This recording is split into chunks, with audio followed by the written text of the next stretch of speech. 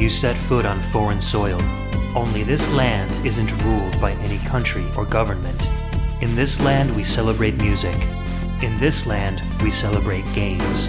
In this land we celebrate those who compose video game music. Welcome to the VG Embassy.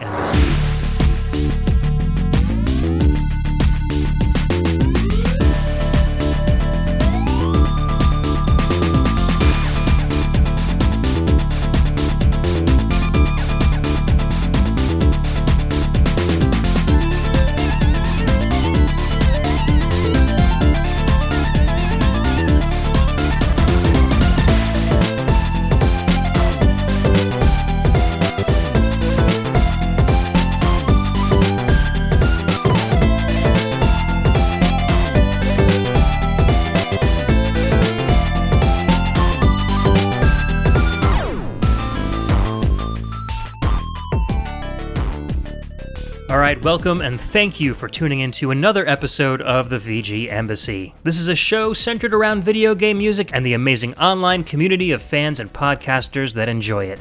My name is Ed, and on each episode I'll take the role of Prime VGM Minister and invite a guest VG Ambassador onto the show to share with us their own video game music culture. Or I might share a part of my culture on a solo show. Today is Edutainment with Cam Chiles, and we have a brand new VG Ambassador on the show. Listeners of Pixel Tunes Radio might be familiar with him. Listeners of the VGM Jukebox might be familiar with him as Bruce Irons. He is the drummer and ringleader of the Mad Gear VGM cover band. Cameron, welcome to the show, and thanks for hanging out with me today. Hey man, thanks for having me. Absolutely. You were definitely one of the people I wanted to reach out to for the first few shows of the podcast series. So let's see, it was back, I don't remember the show numbers, but we had you on for Tough Tunes on Pixel Tunes. I want to say that was 70, well, I want to say it was 70 something. Like somewhere 76. around there, yep. And then we had you on for a Final Fight episode. Mm-hmm. And then you had a kid, and now we're doing kids' fluffy games. That's right, just all rabbits. Just softened you right up. Yep, here I am. So, for people who aren't familiar with you, why don't you tell us a little bit about what you do? I know you're, really into video game music podcasts. You've participated in a few of them here and there, but you've also got this really excellent band. So why don't you share a little bit with us about what you do in the band? Yeah, I started the Mad Gear in 2014 with some local musicians, and since then we've been going and doing what we can to record and play out as much as possible and do little fun video projects and whatnot. Since then, over the last year, we've been trying to put out a video roughly once a month that's just us playing at my place, like playing a new tune or something. Mm-hmm. One of our big milestones was back in December. We put out a beat-em-up game that we composed all the music for. So most of our deal is covering video game music, but we have written a bit of our own original material as well. So. Yeah, yep. And if you guys want to check out that game, you can take a look at Mike Levy's YouTube page. He was my co-host on Pixel Tunes. We did a Pixel Tunes playthrough of that game, and we had a blast playing it. It was a lot of fun. We got all the way to the end, and there are a few special guest voices from different VGM podcasts, etc., that do voices in the game. Mike and I were two of those voices, so that was a lot of fun, and it was a great honor to be part of that video game, so thanks for thinking of us when you did that. It was great to have a chance to kind of include some people, including, Robin Purnell from Rhythm and Pixels, and yep. Josh and Emily from VGM Jukebox. It was like a little VGM podcast party as far as some of the people you punch. Not that I wanted to punch you guys, but it was satisfying. I got to be a ninja. I am totally okay with that. I mean, being punched, that's small potatoes compared to being a ninja in a video game. So there was a whole lot of you too. So yes. that's kind of a fun experience. All right, so getting into the meat of the show, edutainment. So this was a topic I did not expect from you. I mean, especially considering, like I said, the first two episodes we had, they were very more rough and tumble, Final Fight, Tough Tunes, etc., etc. So what made you want to pick edutainment for our first show on VG Embassy? I think mostly it's just after listening to all the great VGM podcast stuff that's out there over the past few years, you start to realize that a lot of people have covered a lot of ground. And edutainment was like one of the few things that I found very little on, like even just as a general concept. Like I listened to a Retronauts episode that was just about Bruderbund, I think it's pronounced. Oh yeah, yep. And just a few other, like MECC.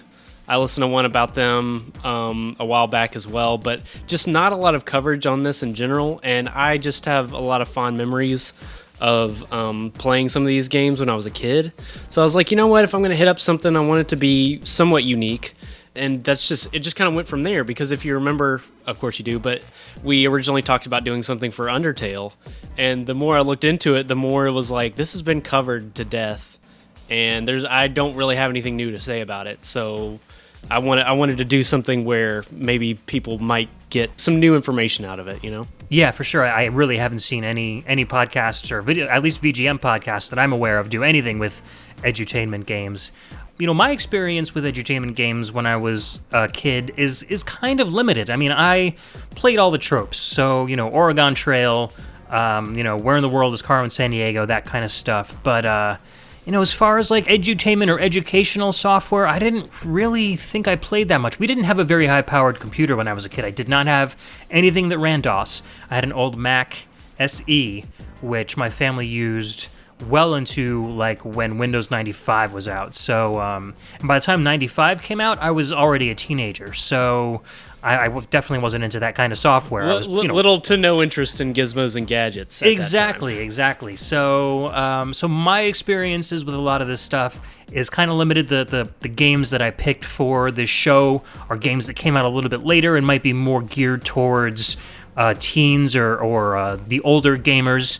So it's more like edutainment for older people. So we're not necessarily just focusing on little kids games here. So there might be some stuff that you might take some interest in and want to seek out after you listen to the show. But so let's get into our first pick. I know I just talked about Where in the World is Carmen Sandiego, but this is a slightly different title. I think this came out a little bit after that. Which one was your first pick for the show, Cam? That was the theme from Where in Europe is Carmen Sandiego.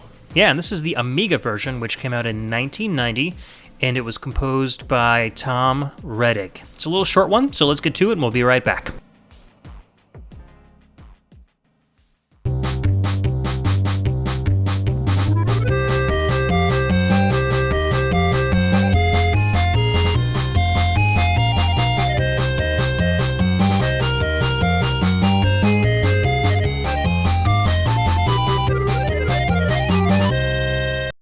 Alright folks, that was the title theme from Where in Europe is Carmen Sandiego. Came out on the Amiga in 1990, composed by Tom Reddick.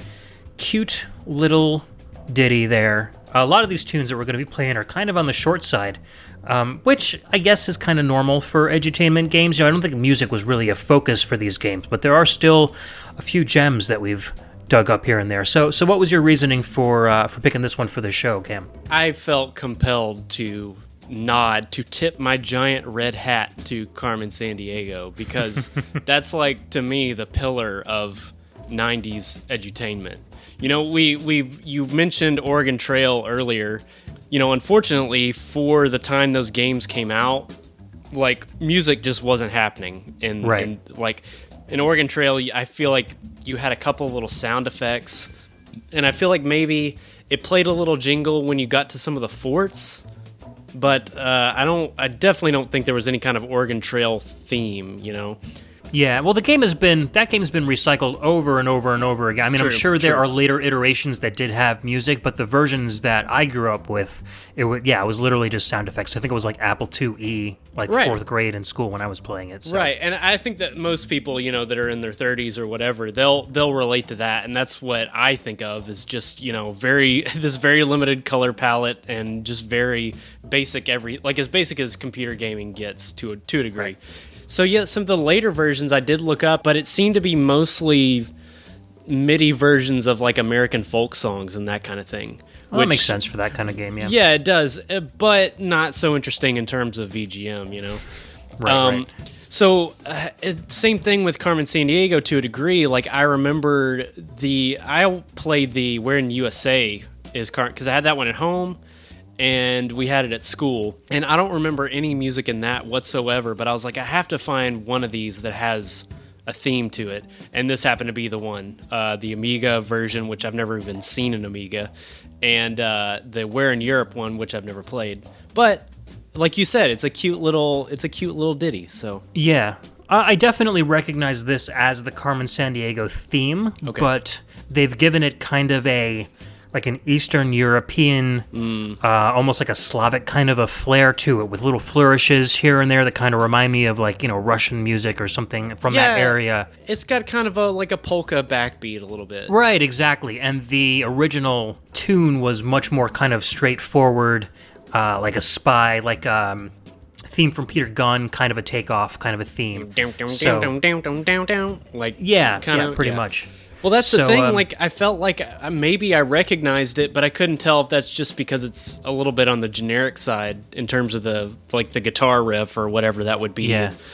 So I wasn't sure if I was like recognizing it because I knew it, or just because it sounds like a lot of other surf rocky type things. I mean, at least I know they used it in the. Well, maybe they didn't use it in the game show. Do you remember the Carmen Sandiego game show? Vaguely. That was on? Vaguely. And I know there was a lot of... Rockapella did a lot of their music. Yep, that's where I found out about them. Yeah. There were a few tracks I found early on that I couldn't tell whether they were only featured in the show or the game. Because once you Google Carmen Sandiego soundtrack, you get a ton of stuff from the show. And obviously that's not what we're talking about. But there's some real gems. I would recommend that people look up the Capitals song because it's hilarious, and I imagine if you listen to it a few times, you'll get more of a feel for the state capitals. You just memorize them by osmosis just by listening to the music. Exactly. Well, that's the point of the song. So yeah. Yeah. The cool thing is that this game was also, well, at least where in the world is Carmen Sandiego, was released on the Super Nintendo, and so my youngest son, Logan, obviously he was on episode 1, so you guys should know him. So he's 7 now. So I decided, I'll introduce him to the game and see if he likes it. And he absolutely loved it. And so now we're playing it on the Super Nintendo, and we're writing down the passwords and, trying to make Super Sleuth and all that. And it's really fun. And, because we're playing on a cartridge, I don't have the almanac that came with the game.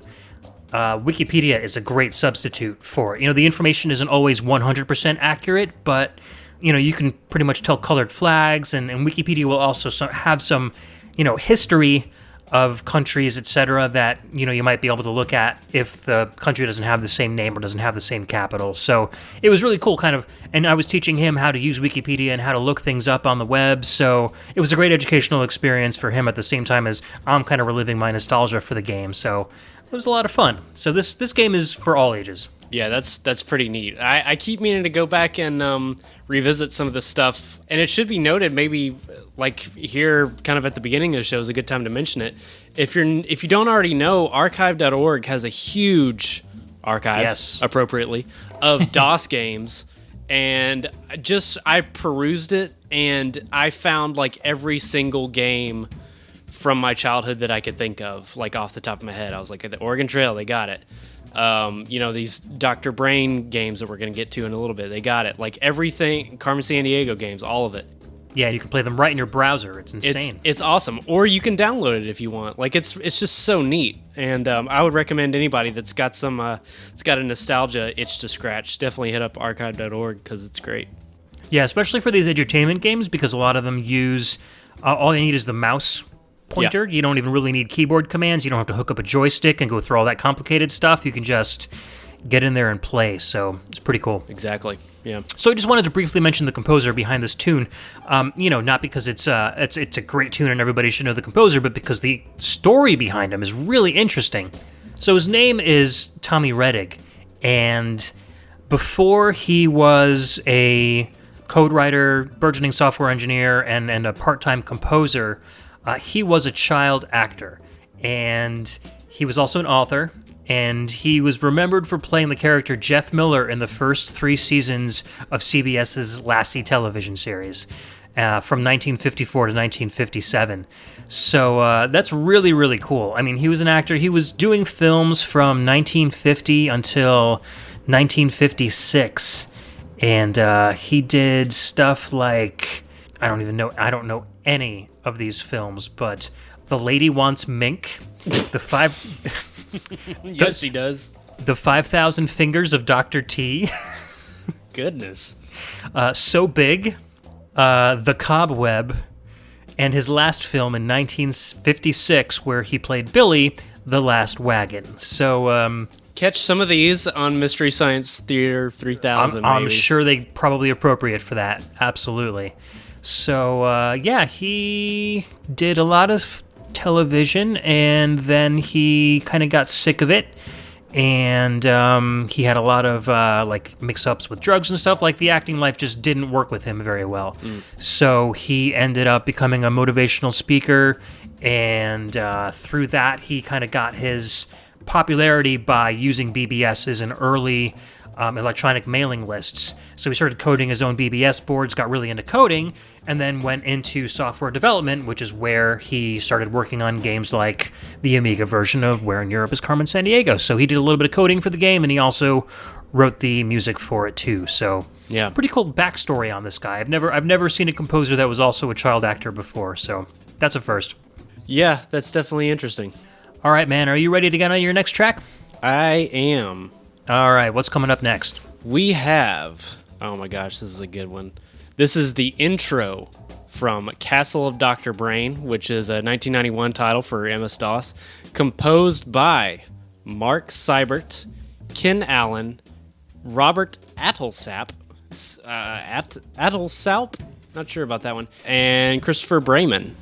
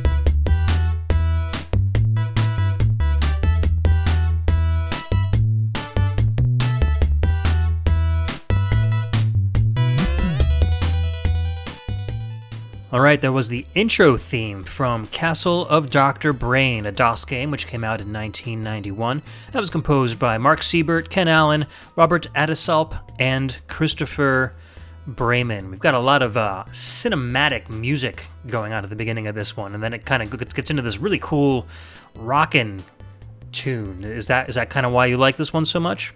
Oh yeah, well, it definitely rocks. But it rocks in like a nerd kind of way. Absolutely. Like, I definitely feel like this was made by nerds. And I can't help but think of, like, when it's like, dun, dun, I'm just hearing in my head, she blinded me with science. Oh, yeah, for sure. Like, it just kind of has that vibe to it. But I love the Baroque Castlevania type stuff going on in there. And it just, if you see I do recommend watching the intro because, you get this great visual of Dr. Brain's castle. And it's like a giant head with all this stuff on top of it. Yep. And it's just ridiculous, and I love it. And the sound of it in particular is what I think of when I think of edutainment games, and maybe just PC gaming, of the early 90s in general. But it's just that nice, chunky, clunky MIDI type sound. Like, I don't know anything about how this sound was produced technically, and maybe you have some insight there, but it's just got such a great, almost FM type sound to it, and I just love how, like chunky and it sounds. It's just really cool. Yeah, well, that's the one of the disclaimers that I'm glad you reminded me that I was going to add for the show.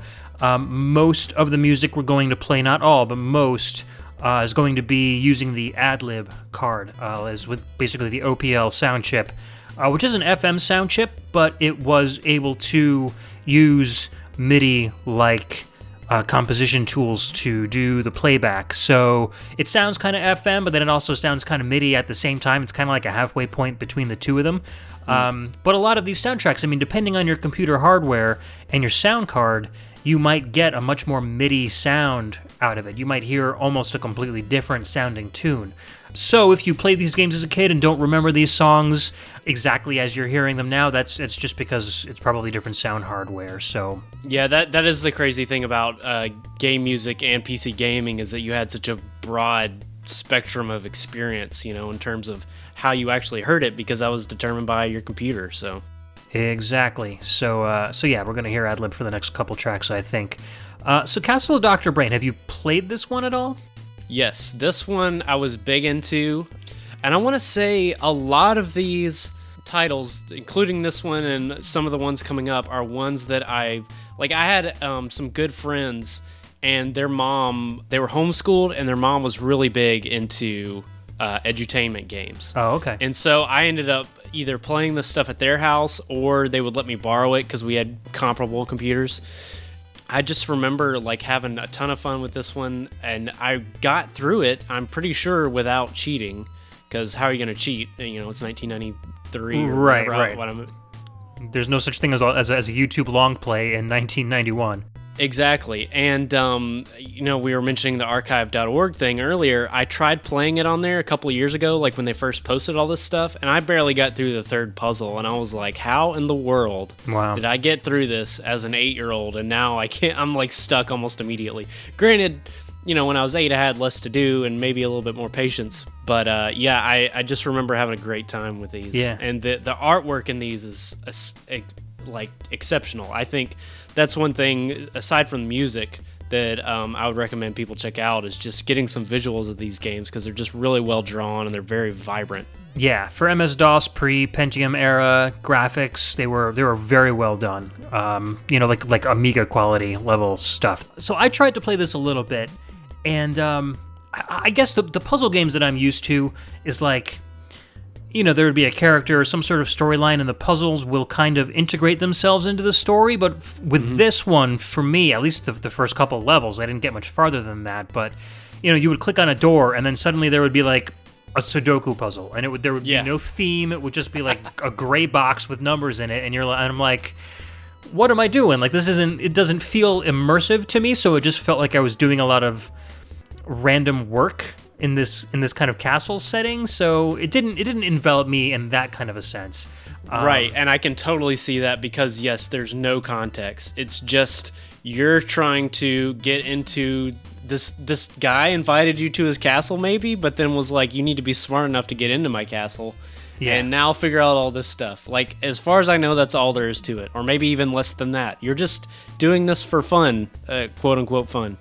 So, it's pretty light on the story for sure. Yeah, and you're learning along the way. And this was one of the ones where it was more edutainment, I guess. Mm-hmm. Yeah. They're not trying to hide the fact that you're learning something while you're playing. That's for sure. Right. The tainment part, I think, is almost again in the visuals. It's just about being one of the first puzzles is basically a Simon Says game. So it's basically just a different iteration visually of a Simon game. Right. So that's what most of the game is. Exactly. All right, so let's talk about these composers really quick, because a lot of them had some pretty famous games to their credit. So Mark Siebert worked on a lot of the old Sierra Online games. So he was responsible for the soundtracks to King's Quest VI, King's Quest V, Police Quest 2, Phantasmagoria. There's a Leisure Suit Larry game that came out in '96, Love for Sale. So, yeah, a lot of really good, popular adventure games, which were known for having pretty decent soundtracks, he worked on. And now he's a... Castle of Dr. Brain was Sierra, right? I believe so, yeah. And also its sequel. But, yeah, Castle of Dr. Brain, and then EcoQuest, a lot of the Leisure Suit Larry games, Outpost, so all these really cool games that a lot of people grew up with, he was responsible for doing the soundtracks. Now he's a school teacher, and he teaches math and tech classes to high school students in Maryland. Pretty cool. Not quite a ninja, but we'll take it. Exactly. Ken Allen became a composer more as a career in his own right, so as well as working on stuff like Space Quest 4 a long time ago, he wrote soundtracks for stuff like Medal of Honor Frontline, a PlayStation 2 game, came out in 2002. Descent, Mixed Up Mother Goose, and Cluck Yeager, An Escape from the Planet of the Poltroid, which was a 2015 game. I've never heard of that, but it sounds kind of like a parody game of some sort. Yeah, that also sounds like something that should have come out 20 years before it did. Yeah. Cluck Yeager, like, okay, sure. Because there was a popular flight sim, a Chuck Yeager flight sim in the mid-90s, I feel like. So that feels a little late, but okay. I know. I don't think anybody, like kids nowadays, wouldn't even know who Chuck Yeager was. Exactly. So Robert Adelsalp was an employee of both Sierra Online and then later on Midway. Also worked on games like Leisure Suit Larry, Space Quest, Police Quest. Did the soundtrack for Double Dragon 5, The Shadow Falls on Genesis and Super Nintendo. Troy Aikman NFL Football, both the Genesis and the Jaguar versions. The conversion of Mortal Kombat 3 to the PS1. Off-Road Challenge on the N64, so he kind of got, I guess, a little more into the console games more than, the PC games. Yeah, to be honest, I was not expecting much, if any, crossover between composers that worked on stuff like this and that worked on console games, or stuff even else. Like, there's part of me, I guess a cynical part or something that's just kind of like, oh, well, the edutainment people, like, they were probably just getting some other coder there in the office to do the music. But maybe I'm underestimating these people. Maybe there's more along those lines. So. Yeah, well, wait till you get a hold of Chris Brayman, because he did stuff like WWF WrestleMania. He did Disney Pixar's Monsters, Inc., Rise to Honor, Twisted Metal Head On, Gretzky NHL, Resistance Fall of Man, Quest for Glory 2, Trial by Fire, which sounds more like a movie than a game, and then MLB 08 The Show, the last one he was credited for in 2008. So he got really into the console stuff, and definitely a lot of sports games in there too. So there we go. That was The Castle of Dr. Brain. So another thing I wanted to mention that I failed to mention at the beginning of the show is we're going to be going chronologically here. So we're starting, we're in Europe as Carmen Sandiego back in 1990, and each game is going to be a slightly newer game up until about 10 years ago or so we're going to end up. I don't know of any other edutainment games that came out for consoles, probably beyond that, but I'm sure there's some out there somewhere. Anyways, so our next track is also from a Dr. Brain series game. This is Landing from Island of Dr. Brain. Again, this was another DOS game. This came out the year after in 1992, and Robert Adelsalp worked solo on this soundtrack. So let's give her a listen.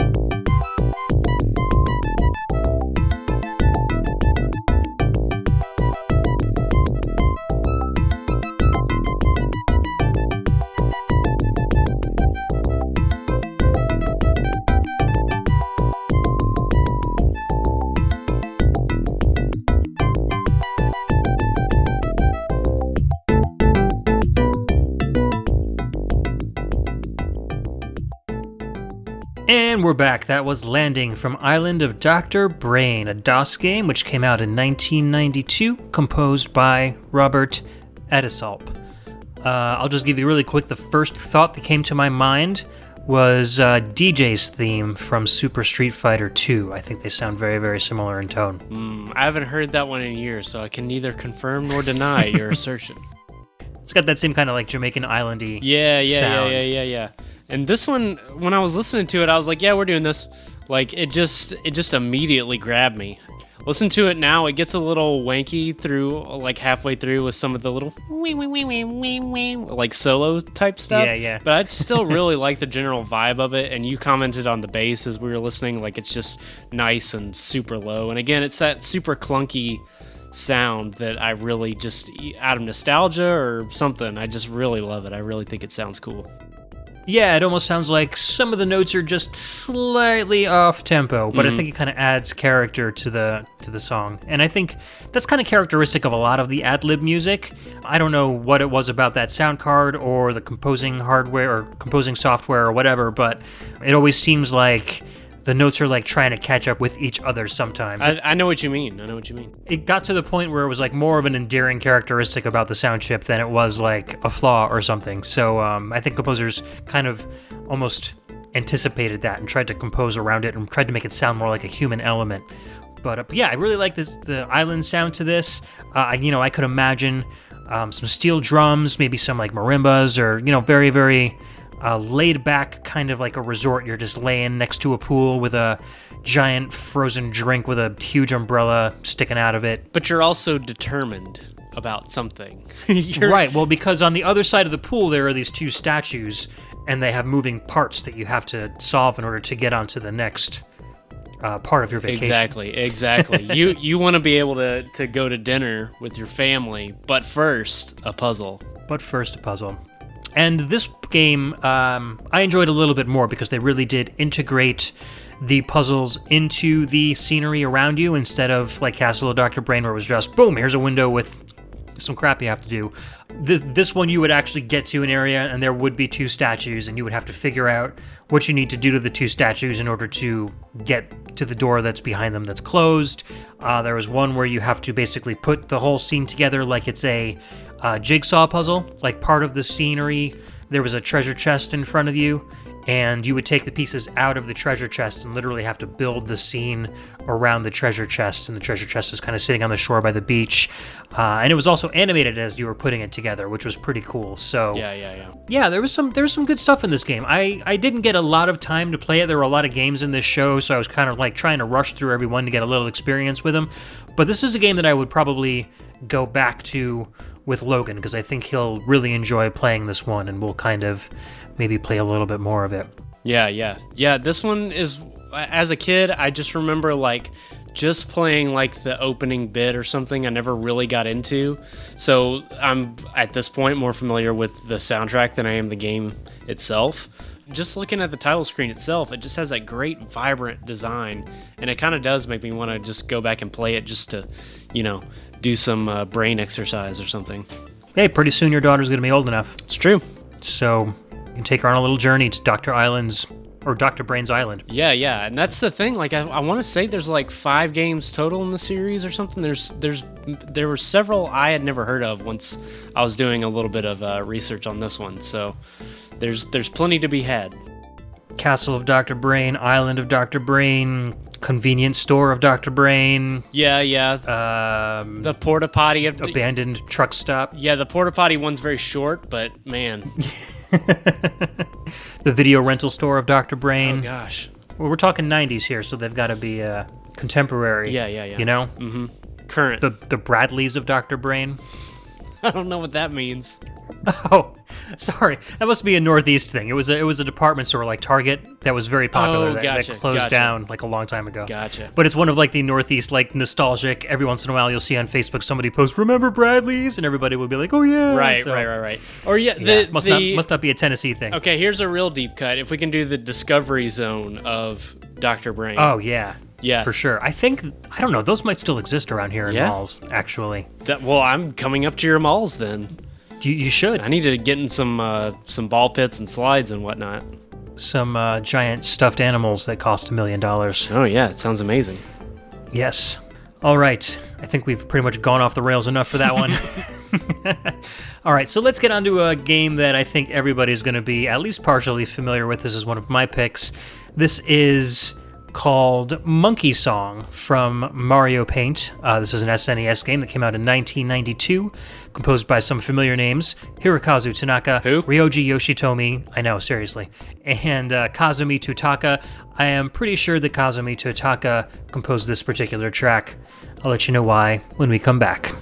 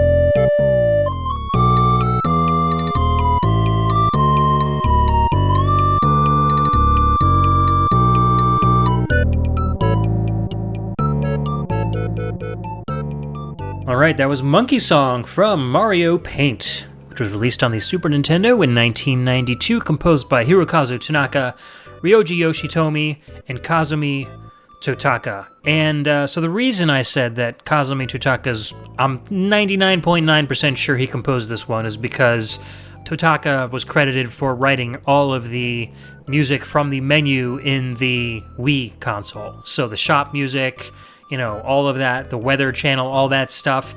This song sounds almost identical to the shop music. Very, very similar color palette as far as the instrumentation goes.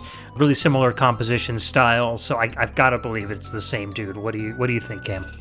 100%. That is when I was listening to this earlier today, I was just like, oh, this sounds like Nintendo's obsession with like Latin rhythms and kind of a bossa nova type feel goes back decades. Clearly, yeah. I mean, you could say that the original Mario music has definitely sort of an islandy type sound to it, but it just seemed to continue, and it's still going.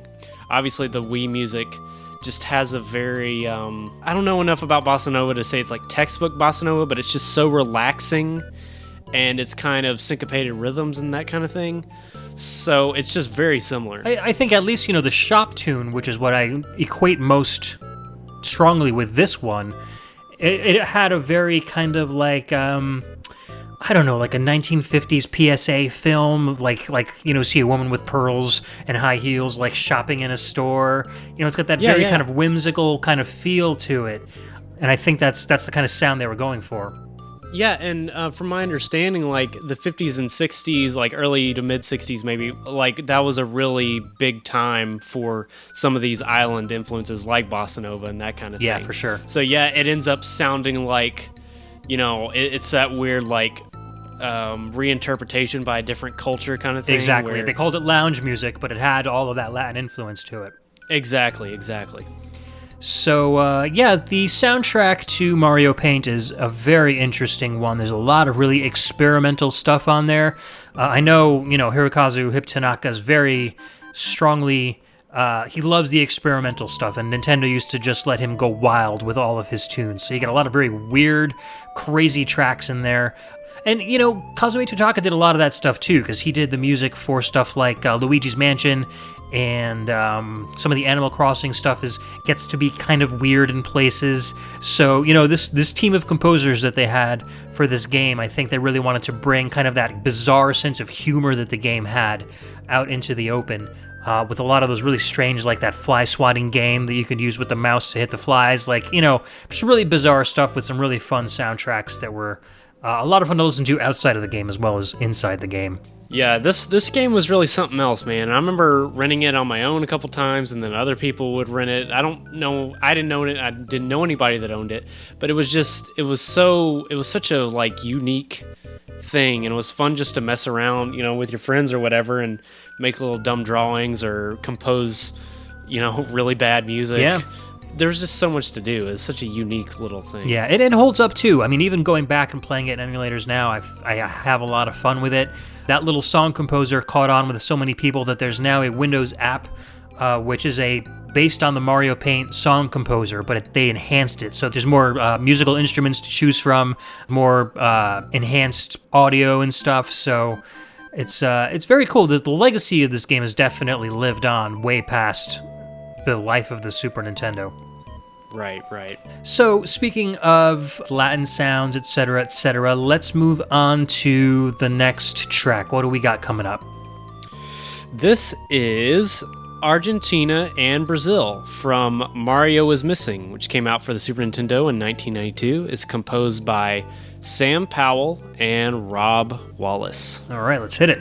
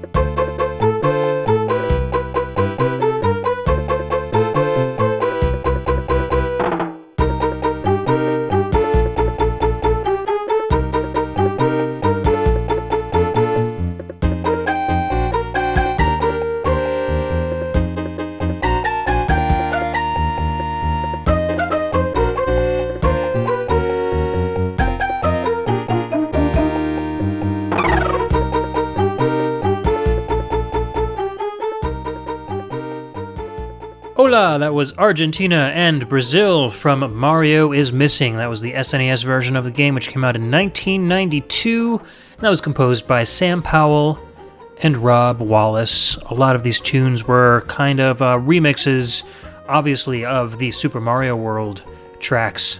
Cam, why'd you pick this particular one? Well, yeah, like you said, a lot of it's just remix. So when they say it was composed by these two guys, it's kind of like, yeah, but also... Right.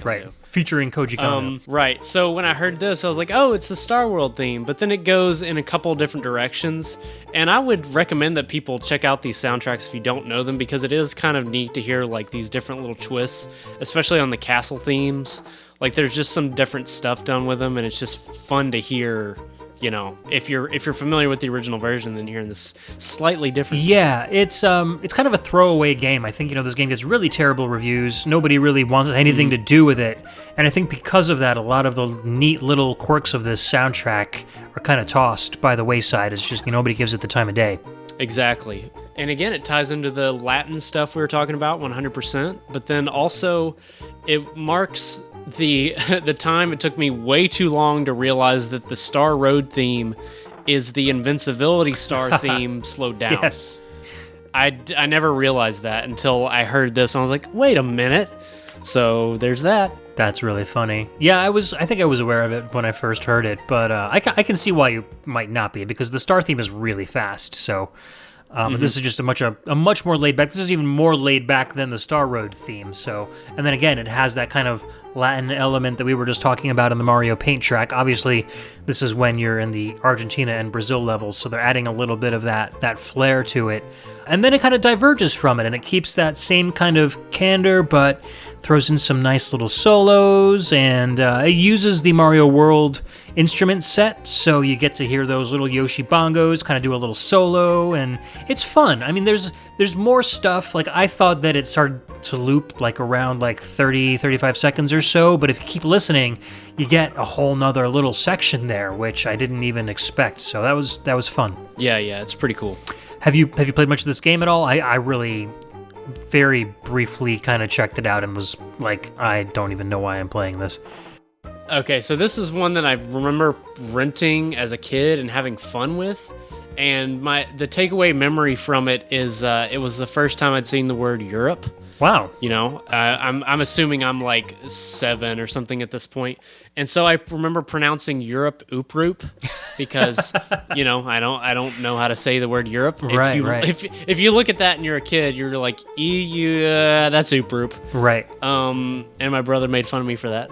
But I looked at by law. Right. But I looked at a Let's Play of this a little bit ago, just earlier today, and man, it really looks bad. Like, just in terms of it being fun, but then also any artwork that's not a background or a recycled sprite from Super Mario World looks terrible. Like, all the sprite artwork just looks so bad. So maybe people hate on this game for very good reason, because it did not look fun, and it also just did not look good. Yeah, you know? I checked out the CD-ROM version of the PC game, and not much better. I think that was all original art, and the sprites are a little bit bigger, they're a little bit better animated, but still not really up to snuff. The music was, I think it was the same compositions, but kind of a very, very cheesy kind of a sound source, like MIDI, but maybe not quite. Not very fun to listen to. Every piece of dialogue was voiced. Oh. And although the voice actors weren't that bad, there's just so much dialogue in this game that you just want to, like, get through it. It's going to take the game 4 hours longer to complete if you have to sit there and listen to every single person speak out an entire paragraph. Yeah. And I didn't see any way to be able to skip through the dialogue, so you're just kind of stuck there listening to them. There were a lot of bad design choices in this game, and they all pile up to make one that you should just pretty much check out the soundtrack and let the rest go. Right, and as far as I can remember, it's basically just something that's supposed to teach you about geography. Oh, that's the point of it? I wasn't able to ascertain that from what I played. As far as I can tell, and from what little I read on, Wikipedia and stuff, it's mostly just along the lines of Carmen Sandiego, like just teaching you where things are. It is kind of neat to see the Mario World map mapped out to be the actual Earth.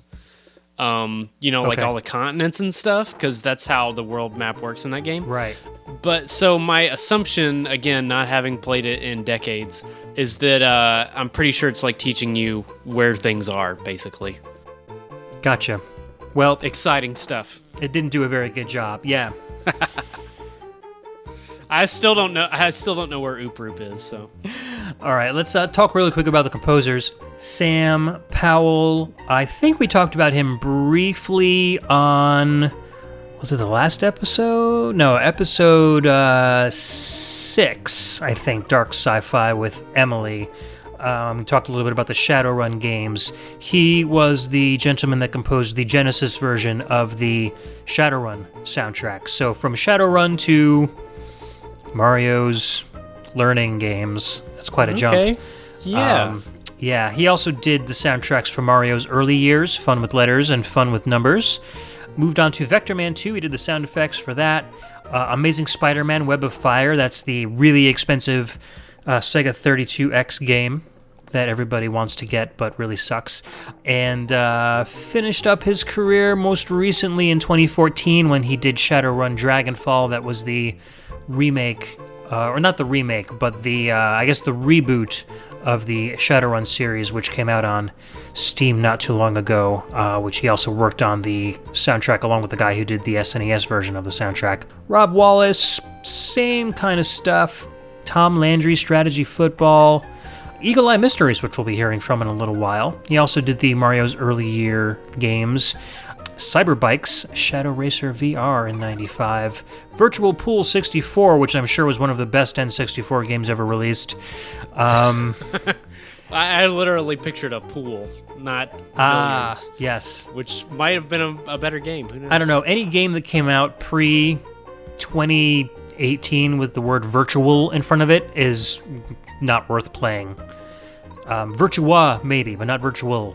Yeah. His last game was Wall Street Tycoon in 1999. All right, so let's move on to a block of songs, which we don't normally do on the VG Embassy, but these are two quick little short pieces that were from the same game, so we figured we'd kind of lump them together. What do we got coming up next? Let's bring it up. We got Title and Building Select from Super Solvers. Gizmos and Gadgets for the PC came out in 1993. And also Aircraft Race 1 from the same game, composed by Alan New. Okay, we'll be right back.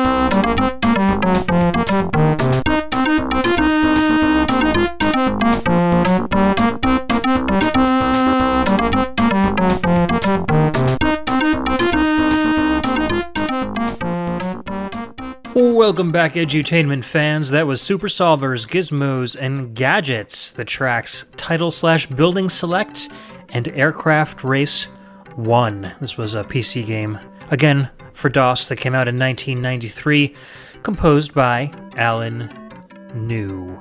This game was actually pretty fun, and the music's pretty good, too. So what made you pick this one, Cam? Just good memories. I want to say I'd played several other games in the Super Solvers series, although I don't remember which ones exactly. But this one I have the clearest memories of, and probably spent the most time with. The premise of the game is basically that you're it's very 90s. The protagonist is is basically just clothes. And with a backwards hat, and then no face or head really, and then other a blue outfit. I can't remember exactly what it looks like, but it's like a hoodie. It's like a light blue hoodie. Yeah. So you're basically running around trying to put together a vehicle to race this guy. I think his name is Morty or something. He looks like basically your generic evil scientist. And the point of the game is you're trying to beat him in these little races at the end of each level. So basically you find a bunch of parts, and the idea is that it's supposed to teach you basic physics, and that to get a lot of stuff, you have to solve little simple puzzles using gears and that kind of thing. But then once you get all your parts, you have to put something together that's the most aerodynamic or will move the fastest. So it's like elementary physics, I guess. Gotcha. I didn't get to the actual vehicle building part, but I was able to kind of wander around that warehouse and do those puzzles and stuff in between. And this game is right up Logan's alley. I gotta play it with him because he's gonna love it. He loves, strings of gears and making them turn things, which was exactly what this was, making little contraptions. He loves watching videos about aerodynamic vehicles and stuff, so I think this is gonna be a lot of fun for him to eventually play. And it's really well put together, too. The animation was good. The art looks good. It wasn't like something they just slapped said, hey, this is going to be a cheesy puzzle game, let's do it. But right. it had the look and feel of a well-produced video game, I guess is what I'm trying to say here. Yeah, and this was made by the Learning Company, which obviously by their name dealt exclusively in this kind of stuff. And from what I can remember, all their stuff looked and sounded pretty good. And this one, I mean, again, it's not an exception in the sense that I can't tell if it's just nostalgia tripping or if it's actually good. But the title theme, just that clinky clunky sound of it, I really dig it. And yeah, it's unfortunate. I really like that Aircraft Race 1 theme, but I feel like it's got such a great groove, but like they did so little with it. It could have gone so many more places, done like a little horn section or something like that, but it's like a 30-second loop and it just keeps running around in circles, I guess like you would be doing in the race, but I don't know, I was kind of disappointed they didn't do what they could have done with it. Yeah, I'm with you there, and that's one that I really, it's rocking, it's catchy. I think part of the reason it doesn't go anywhere is because you would only be hearing it for that first loop and a half, maybe, because once you do these little races that are very quick, and basically you're just watching it happen. You don't really control anything. You just sort of set your thing in motion and see if it wins. I see. And it's a pretty quick little thing, and it's pretty obvious early on whether you're going to win or not. Okay. So, yeah, I don't think there was much to it, partially for good reason, but yes, it does kind of seem like the start of something really cool that never goes anywhere. That makes a lot of sense now. All right, well, I guess the music design was on point then. Speaking of the music design, the composer Alan New has a lot of experience in music design. I'll just read a little bit from his website. He's a music composer and sound designer for a variety of platforms, media, and genres. He's written music and created sound design for game titles and brands such as Batman, Looney Tunes, Scooby-Doo, Powerpuff Girls, Rita Rabbit, Oregon Trail, Zoombinis, the entire Clue Finders series, and more than 100 titles in all. And he's worked on projects for the Learning Company, like this game, Sony Music, Mattel, and others. And he's also mixed albums for professional artists, and he's scored animated shorts, film, and video projects. So he's just one of those jack-of-all-trades kind of composers that can, I guess you just sit him in front of a workstation and he'll put something together for you. Yeah, sounds like it. Yeah, and a drummer too. The picture they have on his website, he's sitting in front of a drum kit and he's got a drumstick in one hand and his other hand is on a keyboard and he's doing both at the same time. So, squad goals, I guess. Yeah. He sounds like a guy I want to know. I'll be honest. Yeah, for sure. And he's got long hair, the mustache and beard, so he looks like he could be right in touch with the Mad Gear. So maybe you should get in touch with him. We'll give him a call. Put some fingerless gloves on that guy. He'll be ready to go. You guys could go aircraft racing together. Heck yes. Perfect. I loved all these ideas. Oh, so good. All right, so let's move on to... I don't know why you picked these games, Cam. Why don't you... What's coming up next? Mario's Time Machine. Hooray! Let's take something fun and make it less fun. This is the title screen for Mario's Time Machine. It came out for the Super Nintendo in 1993. It's composed by Mark Knight. Yep. All right, you would think, you take Mario and you take a time machine and it would be awesome, but instead you get this. Anyways, the music is much better than the game is, so let's take a listen to it. We'll be right back. Yep.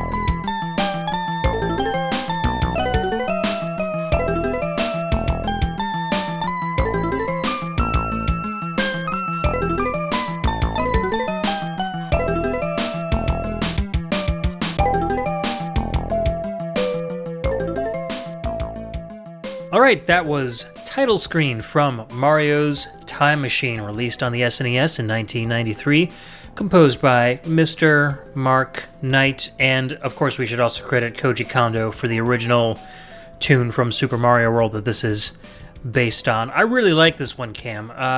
Let's start with you though first. Why'd you pick it for the show? I just thought it was neat. You're the one that pointed out to me that it's actually the Vanilla Dome theme. It's like slightly different feel to it. Yeah. But yeah, that's totally it. And then you were saying it's also got the haunted house theme in it just a little bit, right? Yeah, so it's like the Vanilla Dome, but with all the reverb turned off. So it's a much thinner sounding version of Vanilla Dome. And then like at about like 1 minute and 44 seconds or something like that, the right channel, you get this like almost kind of a square wave tone that starts playing the haunted. I think they use the same melody for both the haunted house and the Bowser's Castle in Mario World, so it's that same melody. Yes, it's just slightly different feel. Yeah, exactly. Again, the things I didn't realize until I was an adult, listening to some of this stuff, that it's like a lot of the same thing over and over, just presented in a different context, and it feels like a new piece of music, you know? Yeah. And, going by the other track that we listened to from Mario is Missing, where they also threw in that little extra solo, yeah, like way far deep into the track. I wonder, people that are playing this game, I doubt they really hear these songs for that long of a period of time at once.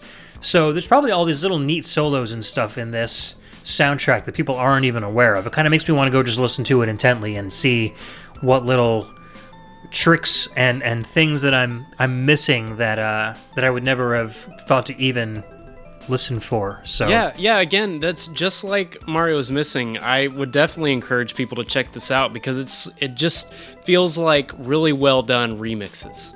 Yeah, exactly. Like if all the stuff on OC Remix was like done by I don't want to say, this is starting to sound like I'm trying to slag on people that do OC Remix, but if it was all just super, like all the little musical nods were just super on point and all that kind of stuff, that's what it reminds me of, just really well done remixes. Yeah. Mark Knight's been a composer for quite a while. He started off doing the Amiga version of Wing Commander way back in 1992. Mario's Time Machine was the next year in 1993. A lot of Super Nintendo games to his name. Alfred Chicken, Populous, he did. Audio production on Quake 3.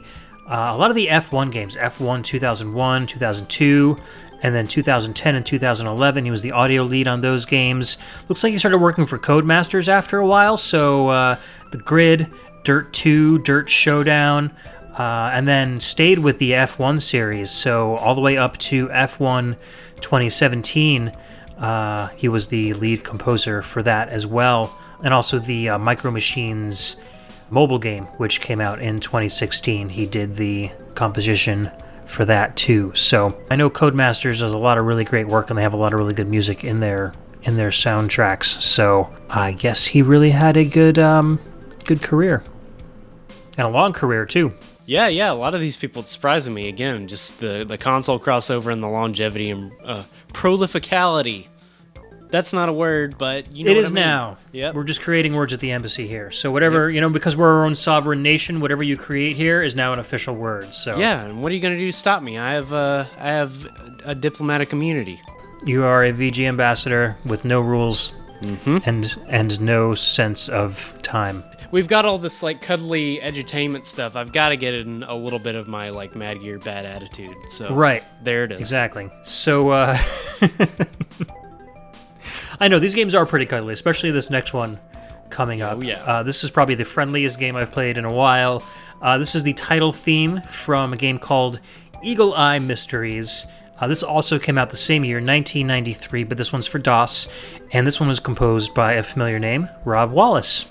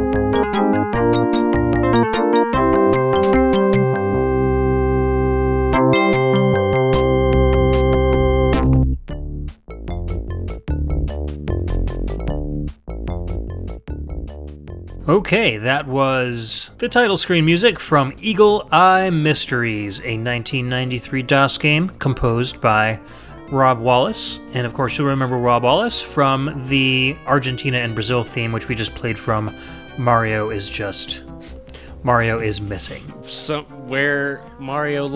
Mario's just missing. Mario lost, where go? I guess we need to be an Eagle Eye mystery solver to find Mario. Hey, they could have stood up to have some kind of crossover there.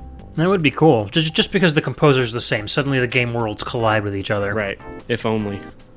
If only. But yet what I was saying to you while I was playing is to me, it's so lame but so cool. Like, just the general sound of it. In terms of the composition, there's parts of it where I'm kind of like, okay, whatever. And then there's parts of it where I'm like, okay, yeah. Yeah. Like, some of the solo stuff was cool. There's that little kind of, like, police siren part where it's like, and then that turns into, like, a little kind of, like, Waylon solo type thing. I thought it was pretty neat for what it is. Yeah, I feel like, this was... I don't know, like if Tim Follin was like literally just learning how to create music when he was like 7 years old, Yeah. That's what I feel like. A lot of these composers seem to have a lot of talent, but a lot of these companies just weren't focusing on music, so they didn't have the sound drivers that allowed these composers to really express their musicality. And so you get a lot of these very stiff kind of implementations of these really cool groovy tunes, and you kind of have to almost use like your willing suspension of disbelief to ignore all that stiffness and kind of really focus on what the composer was trying to do with the music and not what actually ended up coming out of the sound chip when that all was said and done. You know what I mean? Yeah, and that's the thing. Talking about these games is if you think about games being made at this time, I think you can assume that most console games were being made for 5 to 15-year-olds or something, a pretty wide swath of an age group. And maybe even adults to a point. But this stuff, it's kind of like you're in a particular grade, then you should be playing Eagle Eye Mysteries. You're in this grade, you should be playing Gizmos and Gadgets. Like, it's almost exclusively meant for such a small audience that it's, again, maybe works back to your point of music really not being a priority, because again they were just sort of limited in terms of technology.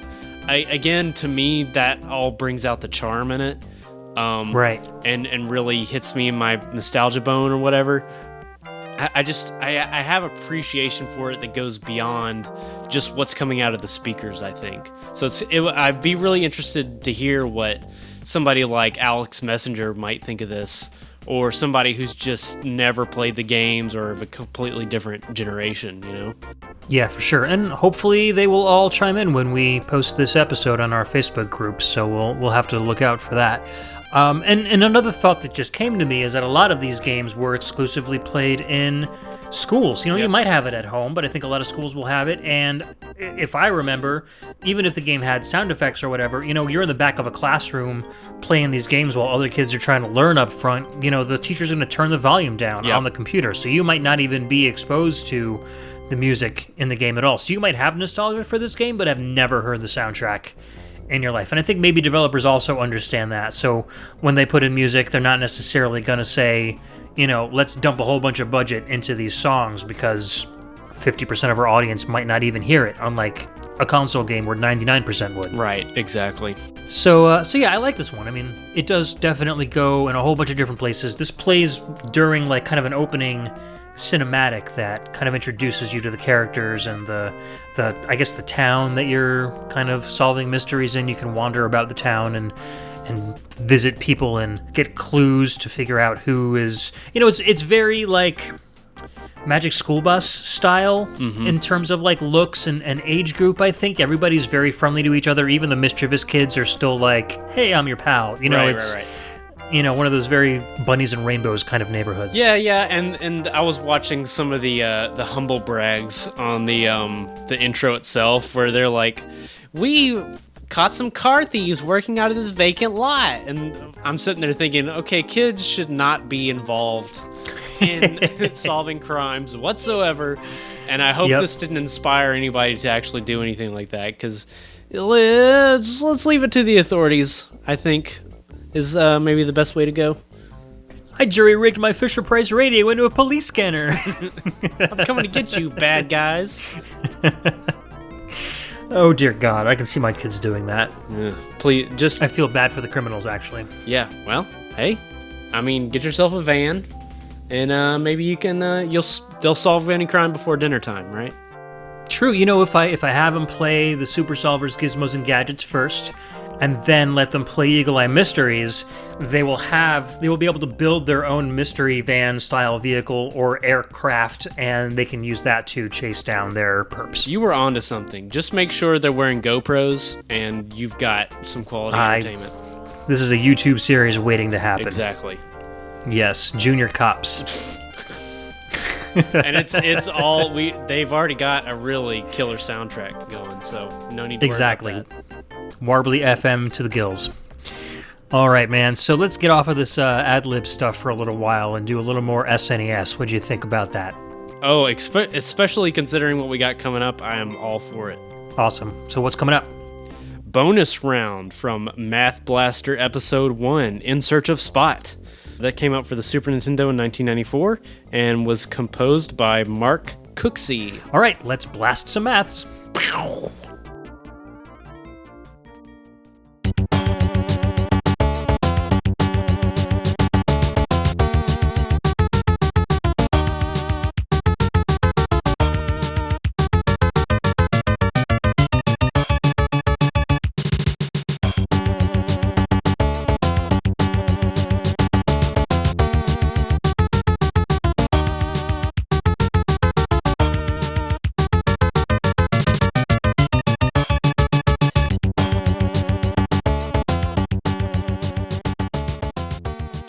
All right, I hope you blasted all your maths because we're back. That was bonus round from Math Blaster Episode 1, In Search of Spot, released on the SNES in 1994 from Mark Cooksey. Now, this was called Episode 1 on the SNES, even though there was no Episode 2, but I think there was an Episode 2 and maybe even an Episode 3 on the PC, which is why people are always like, why do they call it Episode 1 when there was only one game? So that's why. It's just the first game in a series, but the other games were all on different consoles or systems. Yeah, that makes sense.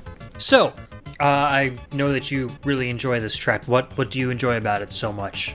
I think it's something about how it's a SNES track, but it sounds like I don't know how to put this. Like, it just sounds like somebody composed on the NES and then was like, okay, let's get over to the Super Nintendo real quick. Yeah. But I like that about it. Okay, I can definitely see where you're coming from there. It feels very basic. Again, none of this I mean negatively because I love the track. None of the voices sound like, real instruments like you would find on most Super Nintendo tracks. You would be able to be like, oh, that's a trumpet, that's a guitar, that's whatever. This just sounds like tones.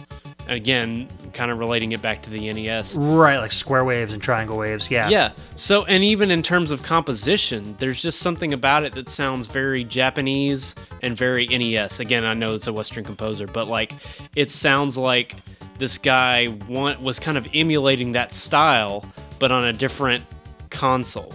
Yeah. Well, it's the first thing I told you when we started listening to it. I was like, this sounds a lot to me like Skate or Die. Yeah. So, which I believe that was Rob Hubbard, but still, even people have said that sounds more like a Japanese soundtrack anyway. So yeah, right on the money there. That's what I'm saying. Like in the structure, I think it has like 3 parts or so. Like it really feels like just something from a few years prior. And the whole soundtrack is like that to an extent. And I was just like, this is really neat. And this just track in particular is just really rocking. So. Yeah, I like it a lot. And the game is pretty well produced, too. It's not like a really cheesy learning game. There's some cool platforming elements with some very nice graphics, like parallax scrolling and stuff. There are some like ship piloting elements where you've got like an equation on the bottom on your control panel, right below your viewport, and you've got to shoot down objects that are kind of flying towards you that complete the equation that's on the bottom of the screen. So you got to pretty much do like quick math in your head. They integrate the problem solving into the storyline very well. So, I don't know, well-produced game. I have this game. It's been in my collection for ages. I have literally never put it in my console. I was telling Cam before, I don't know how I got it. It just kind of appeared on my shelf one day.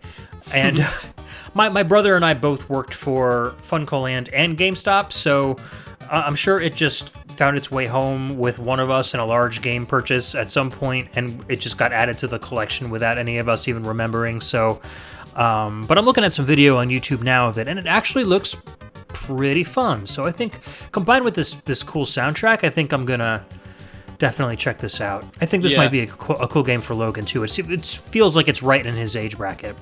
Yeah, and just to reiterate, my theory is that it was put there by, a parent or something who was like, Ed really needs to get some learning in. It just kind of snuck it in. Hoping you'd blast some maths, and it just never happened. He's at least 16 years old. He's got his own job, but he could really use some work on his addition tables. Right. Well, who couldn't, It's true. Very true. Fast maths. That's the way to go. All right, well, I'm done talking about this game. You got anything else to talk about? Not on that one. All right, a little bit about Mark Cooksey. He's, like I said, done some C64 stuff. I think that's maybe why it sounds kind of like that. Stuff like Commando, Forgotten Worlds, Airwolf 2, Life Force. A lot of these games were ports, from the arcade to British and UK computer systems like the ZX Spectrum, the Amstrad CPC, etc., etc. Joe and Matt Caveman Ninja, Ferrari Grand Prix Challenge, RoboCop vs. the Terminator, Cliffhanger, Tasmania. These are all like Super Nintendo games that came later on in his career. Cool Spots, Pitfall Beyond the Jungle, Gex 3, Earthworm Jim, Menace to the Galaxy. I think that was the Game Boy, the second Game Boy game that came out for Earthworm Jim. He did the music for that. Last game he was credited for was Rabbids Rumble in 2012. He was on the audio team for that, and I think that's back when Rabbids had a very awful reputation. It's gotten a little bit better. Gotten a little better. Mario plus Rabbids is a really good game, so I think people are coming around to the whole Rabbids state of mind. But anyways, let's move on to our next song. And what do we got coming up? This is Cave from Treasure Cove, parentheses, enhanced version. It's for the MS-DOS in 1994. Unknown composer, so a little mystique involved with this one. Yeah, we're not able to find the credits for this one. This is the enhanced version, so there is a version of this tune that does use the old ad-lib or MIDI sound card. The enhanced uses, I'm not exactly sure what the sound hardware is here. It sounds a little bit better than your standard MIDI. It might be sequenced music, but it might also be just streamed audio or Redbook audio from the CD-ROM version that this is from. So let's take a listen, and we'll talk a little bit more about that when we get back.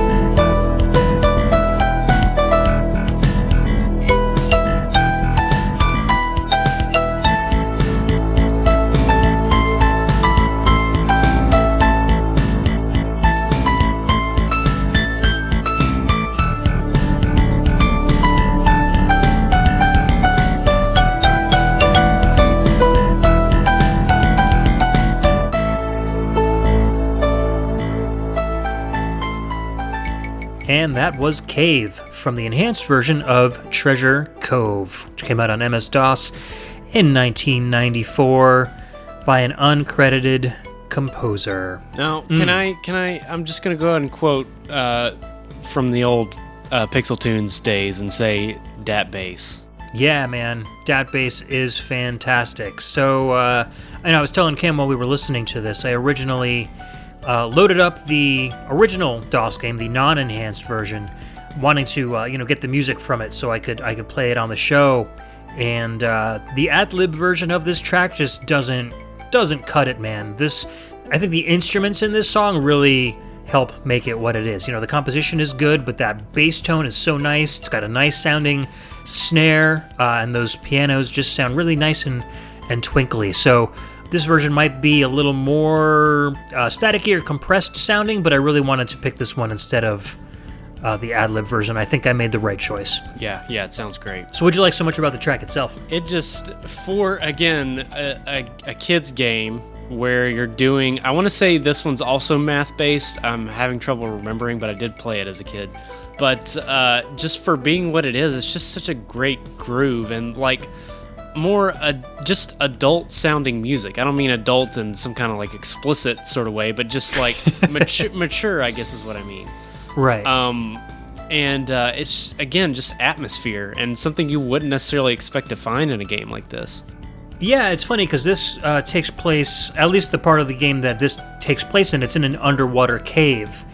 And without even really making that connection, the first thing I thought of when this song played was Echo the Dolphin. It sounds a lot like a lot of the more serene music from Echo. And so when I actually, went to the game to try to record the audio and played to this point, I was like, wow, this looks a lot like Echo too. So I think if it wasn't something that the composer borrowed from the Echo games, they were definitely on the same wavelength when they made this music. Maybe just underwater caves have that same kind of inspiration for this, for different composers. But I really enjoyed this one, and I want to hear more of the soundtrack. I didn't listen to too much of the rest of this stuff, but I really like this instrument set, so I feel like the rest of the songs in this game are going to be really cool to listen to, too. Yeah, I want to say what other stuff I checked out from this one is much more along the kiddie, like the intro to Gizmos and Gadgets, sort of a like do like kind of happy stuff. Okay. But I could be wrong about that. And this is another Learning Company game. I did want to bring up like just a funny little anecdote, and that's that this one, and there was another one called like Treasure Mountain or something like that, where you're just doing simple math to win. And I remember playing some of these games past the time I should have been playing them. Maybe just like past your bedtime, or like being too old? Too old. Oh, like okay. Not by years, but probably a grade or two higher than what these were designed for.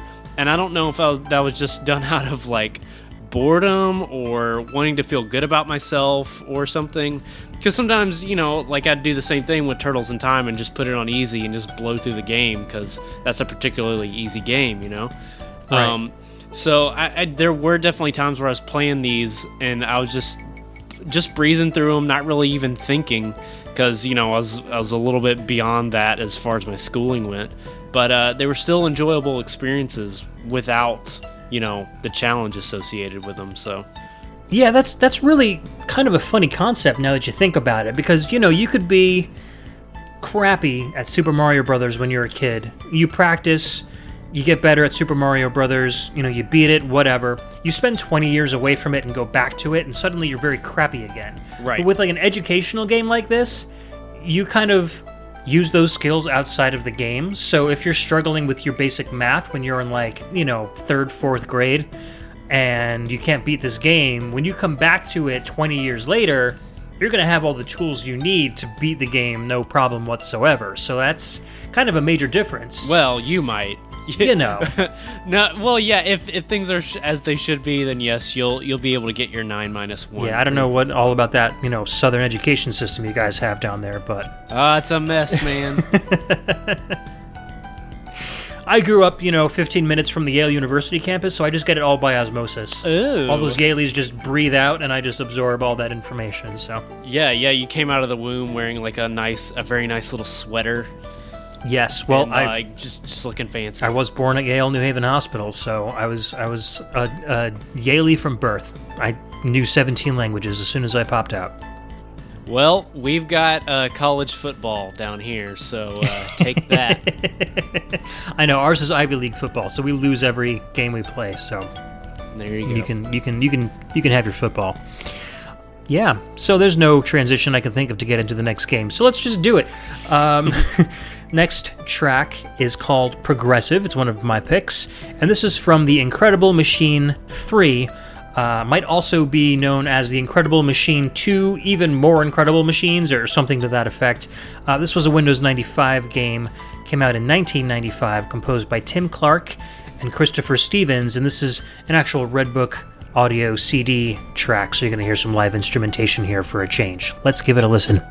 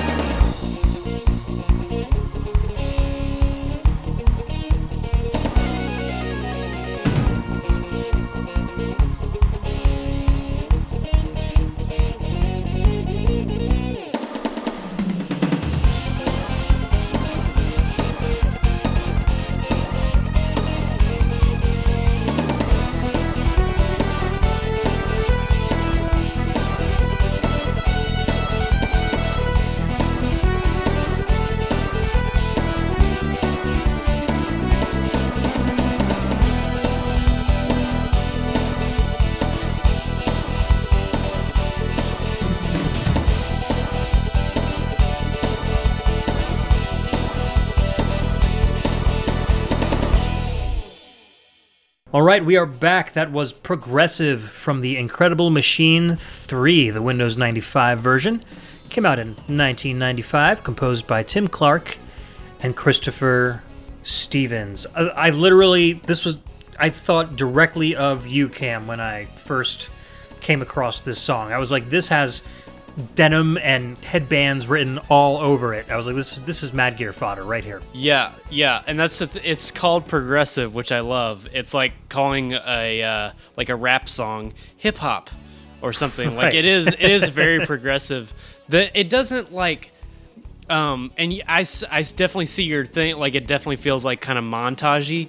I'm also getting kind of a Kansas vibe from it. Again, going along with that progressive thing. Like it doesn't sound like Kansas, but it sounds it just reminds me of it somehow. And I feel like a lot of like Journey, like those keyboards are definitely like Final Countdown style, Right. keyboard runs and stuff. So very good combination, and a lot of different parts too. Yeah. I think it's called Progressive. I don't know if that's the official title or if there is an official title for the music itself, but every track is a different style. So there's country, there's like synth pop, there's rock, standard like rock. So this one's called Progressive just because it's the style of music that it's in. Okay. It's not like they had trouble calling it. We'll just call this one Progressive. Yeah. So there's a reason behind the madness. The word I used to describe it while we were listening was just epic. It was almost a lot to take in on just one listen, because there's a lot of solos, a lot of different parts going on, again, because it's progressive. Yeah. But man, it's quite a track. And it's only like 2.5 minutes. But it feels so much longer. I think they pack so much into that small amount of time that you just feel like you've been listening to it a lot longer. Yeah. But yeah, compared to a lot of the other stuff that we've been listening to this show, I think this really kind of stands out. And going forward, we're going to be getting to more modern games, so the music, at least in terms of production quality, might ramp up a little bit, but we'll have to see what happens with the actual composition itself. Have you ever played Incredible Machine? This is one I'm totally not familiar with. It coming out in 1995, I feel like I would have at least seen it at, my local Comp USA or whatever, but I don't remember this one at all. Yeah, this series of games has been out for quite a while. Now, are you familiar with Rube Goldberg machines? I don't think so. Okay, so Rube Goldberg was kind of like a artist/designer, and you might have seen it on commercials or kids shows where you'll have like a boot on a string, and somebody will pull it back, and it'll hit some dominoes, and the dominoes will fall into a car, and the car will drive across the table and hit into a cup, and the ball will fall out of the cup. Okay, so like Mousetrap. Yeah, exactly. So this game is about accomplishing goals using everyday items set up in sequence to create this kind of chain reaction that makes something happen. So you're pretty much given free reign. So you're given a goal of get a tennis ball into a waste paper basket, and the tennis ball's on like one side of the screen, and you've got to figure out how to make it move into this waste paper basket. On the right-hand side of the screen, you're given 3 conveyor belts, 4 belts, a hamster wheel, several mops, whatever, random everyday kind of items along with some more fanciful items. And you've got to basically just take your mouse, drag and drop it on this blue background, and configure this Rube Goldberg machine in a way that's going to make this ball fall into this hole. And, they start off pretty easy, but they can get ridiculous at some points. You've got just an incredible amount of material to work with, and there's no one right answer. So, you can come up with many, many different ways to get your goal accomplished, as long as you get it accomplished within the time limit. And some of them you have to use a certain amount of parts or less, or you're forced to use at least so many of this part and so many of this part. So there's a lot of different challenges in the game. Very fun, but very hard. You have to really have kind of a engineer's brain to really succeed at these games. This sounds like a lot of fun, actually. It is. The guys who made Angry Birds, Rovio, I think they're called, released a game called Amazing Alex, and that's for Android and iOS. And that's kind of takes the concept of the Incredible Machine and turns it into a little bit kind of a different puzzler where you'll have more of the machine already completed for you, and you've got to figure out the missing parts to be able to accomplish something. So that's more of a level-based kind of a thing, and this has more of a freedom of creation kind of a deal. But if you can't run old DOS games on your computer and you want to check out a game like this, and you've got a decent Android phone or an iPad or something, go check out Amazing Alex. I think you'll enjoy that kind of a thing as well. So cool. And the soundtrack, like I said, is very, very good. Tim Clark has been a composer since 1992. Also worked on the Space Quest game, Space Quest 5. A couple of other like 3D Ultra Pinball, and his last game was Tiger Woods PGA Tour Golf, which came out in 2008. And you can find at your local Goodwill. Yeah, exactly. All those EA Sports games just get thrown out the year after they come out. The PS2 sports games. Yeah, there's many to be found. Who published this one, The Incredible Machine? That would be developed by Dynamics and published by Sierra Online. Okay, well there you go, another appearance from Sierra. Yeah, and Dynamics made a lot of those educational games back then too. And Christopher Stevens worked on a lot of the same games. I think these guys worked together on stuff like Metal Tech.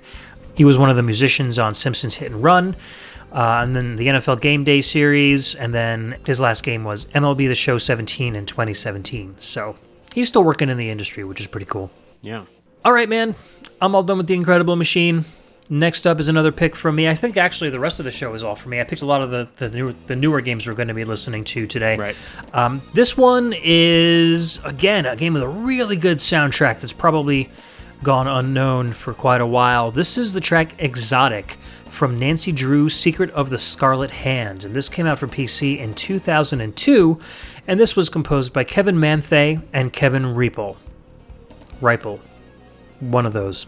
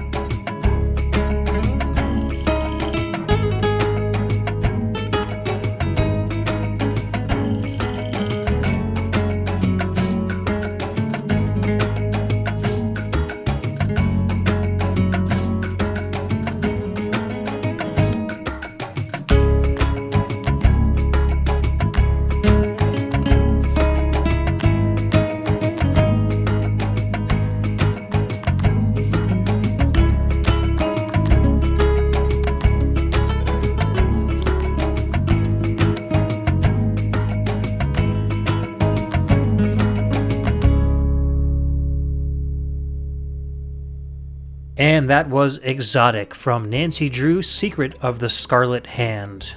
I feel like the last two you've picked have been aptly named. Yeah, this one has very much of a kind of a flamenco style feel to it. Sorry to totally interrupt you there, but... You're just too excited. Yep, always too excited. The embassy does that to people. But yeah, this was a PC game, came out in 2002, and composed by Kevin Manthe and Kevin Ripple. I do, though, want to credit Emily for finding this track, because we were chatting and I was telling her I was having some difficulty finding like the last couple of songs for the show, and so she used her super sleuthing skills to discover this one, and I'm really glad she did, because it kind of opened up a whole slew of amazing music from this series of games. But yeah, I love this flamenco sound. Like, this would be right at home in like a movie or a TV series. Like, it doesn't feel like it was composed for a video game, especially not like a game that slides under the radar like Nancy Drew. You know what I mean? Yeah. Oh, exactly. Yeah. This totally feels like the secret agent just, arrived in Spain and is about to meet his contact or whatever. Exactly. Yeah. Definitely. These guys worked on most of the Nancy Drew series, and I was going through a lot of these soundtracks trying to pick out a great example for the show, and I couldn't. I mean, there's so much good stuff on these soundtracks that people are missing out on. Sweeping violins and huge orchestral pieces, and exotic Latin flavored pieces like this, stuff that has more of like an action energy focus to it. This is stuff that's really worth listening, and I recommend you guys go check out. I think you can find most of the soundtracks on YouTube. Just look up Nancy Drew Game soundtracks, and you'll be able to experience a lot of the music for them. And I think that you'll be very, very surprised as to what you find. What's no surprise is the composers. Now, Kevin Manthe, his name was really familiar to me because I remember his name from Invader Zim. He wrote the music to the theme song and a lot of the incidental music to the Invader Zim Nickelodeon cartoon series, which was one of my favorite cartoons ever. I love that series, so I was really happy to see that he did that. On his website, he does music for film, television, and games. And for film, we're looking at like really big movies like Spy Kids, Gangs of New York, Terminator 3, Scream 3, Milo, Justice League: The New Frontier, The Last Stand, G.I. Joe: Retaliation, Jack Reacher. TV, he's done Johnny Test, Buffy the Vampire Slayer, Ultimate Spider-Man, Robot Chicken he's done some music for, the revival of Transformers: Robots in Disguise. And then games, he's got stuff like Dead to Rights, Kill Switch, Pitfall: The Lost Expedition, Ultimate Spider-Man, Marvel Universe Online, Star Trek Online, and Disney Infinity 2.0 and 3.0. So yeah, lots of really huge, excellent quality games, and I fantastic composer. So what you're trying to tell me is that this guy doesn't play around. No, not at all. He's one of the big timers. And it's funny because I never really ran across any of his music until now. And so now I want to seek out more stuff. He even worked on the Resident Evil 2 movie as well, which had a great soundtrack. So I want to track more of that stuff down. Yeah, and that was my takeaway when we were listening to it, is it just sounds like it was done by like a pro. Like somebody that just knew. So he probably knocked this out in like 5 minutes or something. Just because they were like, okay, we want a Spanish feel. Okay, done. Yep, just picked up his guitar. He's like, a little flamenco. Okay, let's go. Exactly. And his partner, Kevin Ripple, he's got his own studio as well, but they work together a lot. Some of the credits to his name, at least as far as television goes, Atropa, which is a new sci-fi series, he is scoring the soundtrack to that. And then the new Constantine animated series, which premiered March 24th at WonderCon 2018, he is scoring the Warner Brothers animated series soundtrack for that as well. So these guys both have a lot of really cool credits to their name, and probably two guys to look out for. They're right behind you. Yeah! Oh my god! With that music, that's fine. They could just sit here with their flamenco guitars, like sit on my couch and just kind of like serenade me as I do the rest of the podcast. That would be completely amazing. Yeah, and then you can be like, hey, is it Ripple? And he'll be like, exactly. Ripple. You'd be like, he just seems like, yeah. Blah, blah. Then he'd smack me over the head with a guitar. Yep. Boom. That's just how things go sometimes at the Wilson household. It's true. Well, like I said, there's no laws here at the embassy, so yeah, everybody just feels like murder's included in that. They can do whatever they want, I guess. They El Kabong you. All right. As far as the game goes, it's kind of like a visual novel with a choose-your-own-adventure kind of bent to it. I only looked at some very brief footage on YouTube, and it looks well produced. When the characters talk to you, they feel almost like they're full motion video, very well animated, and their mouth syncs with what they're saying to you. So it had some budget behind it. There are a lot of Nancy Drew games. There's like 9 or 10 of them at this point. So, obviously we're not really the demographic for that. It's for much younger girls. I think there's also a Hardy Boys not old girls series. Like us. Not elderly girls like us. So there's Nancy Drew and then the Hardy Boys series. And I believe they kind of cross over a bit because I saw some voice credits for the Hardy Boys in the Nancy Drew credits that I was looking at on a website. So, I don't know. If you feel like checking them out, go check them out. If not, just go check out the soundtracks. I'm sure you won't be disappointed by them, especially if you like, cinematic sounding music. Yeah. Like this. Let's go to a completely different style of game. This one is for the Nintendo DS. This is the ranking theme from Brain Age, Train Your Brain in Minutes a Day. This came out in 2005, and it's composed by our first Japanese composers of the day, Minako Hamano and Akito Nakatsuka.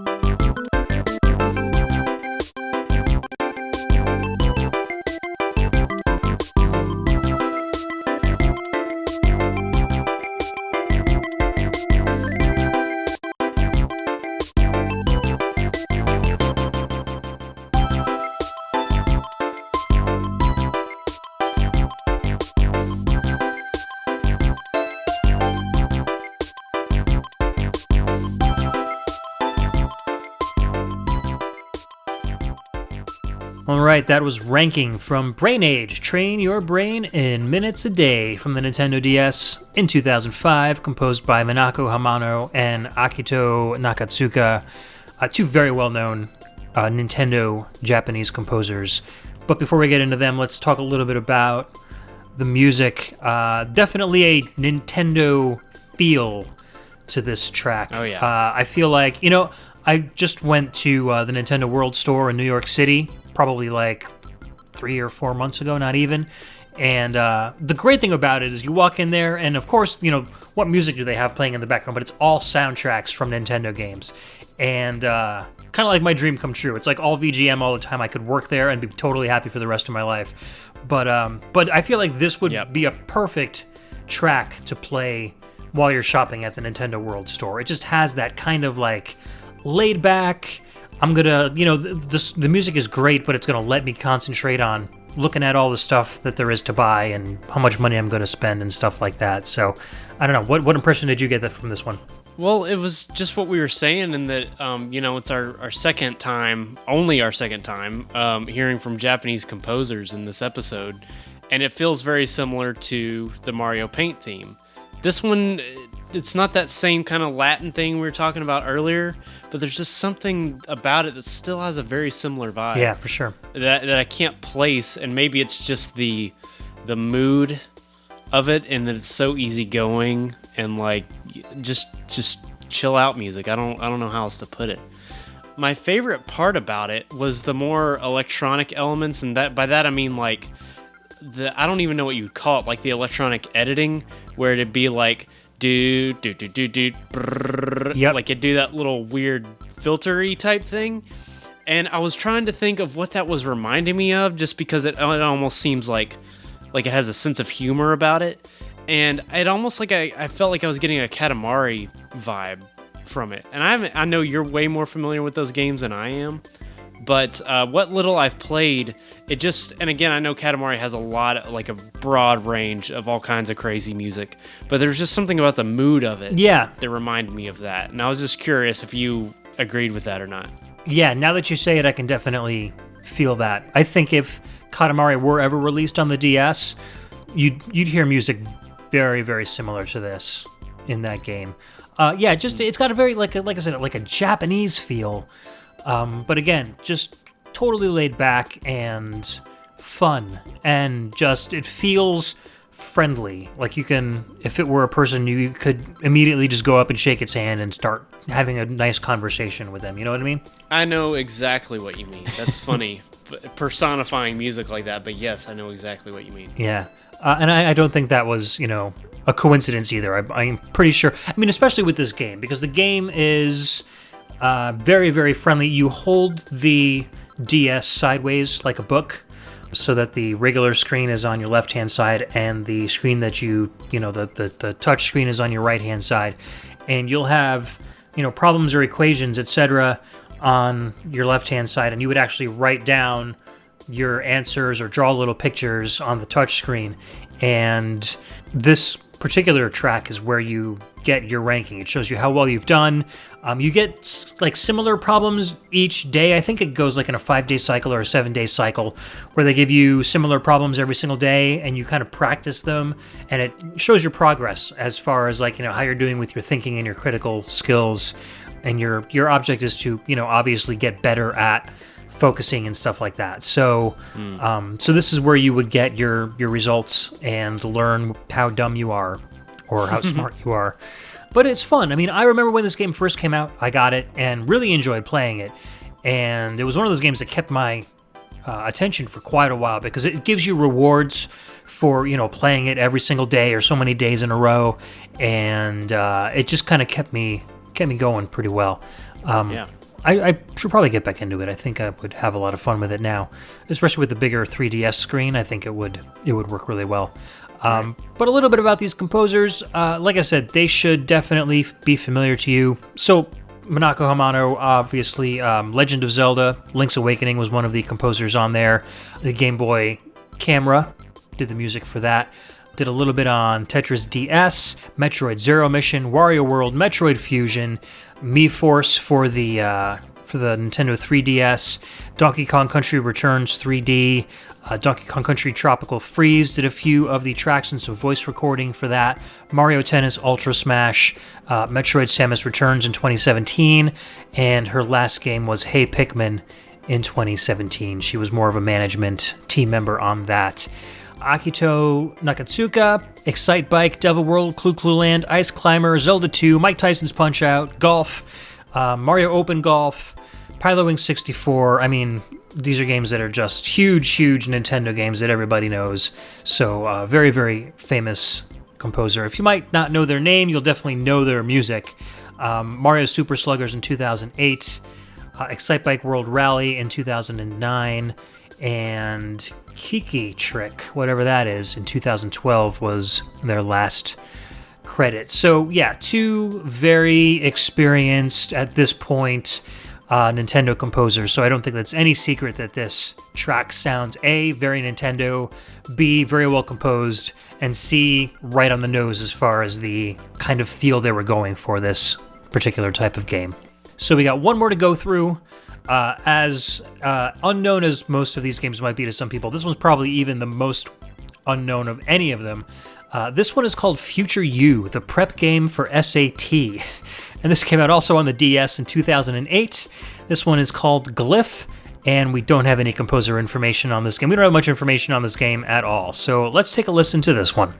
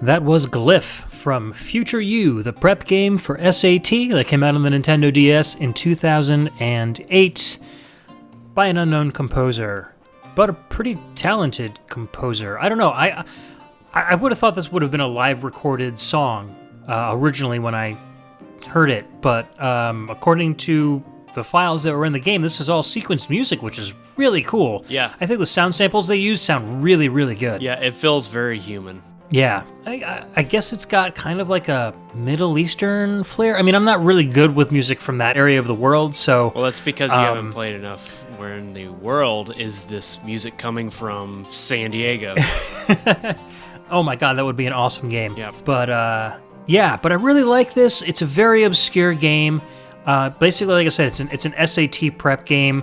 There's not much flash to it. You get this little character that looks like it was drawn from pen and paper. You could do a couple little upgrades as far as like choosing what kind of eyes it has and what's like on its shirt. and off you go. And the glyph section of the game is cool. It's all about gleaning the meaning of words based on the root words that it's made up of. So, like, you might get a word that's like heliocentric, and so you've got to figure out that helio means like focused on the sun, and centric means, centered around something. So you pick those two root words and you kind of drag them off onto the different parts of the word, and it tells you whether you got it right or not. So basically stuff that you find in the SATs, you find a lot of that stuff there. So all of these little activities are kind of based on the skills that you're going to need to succeed on your test. Yeah. I mean, I may be kind of showing my ignorance here, but to me, it sounded a little more Asiatic, like that the lead instruments kind of sounded like I think it's called a koto.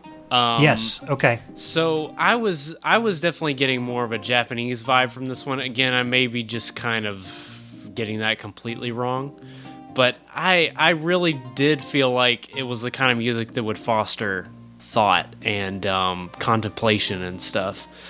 It does feel like the Japanese composers we've heard from are a little bit more focused on, and granted, some of these are title screen music. It's kind of apples and oranges.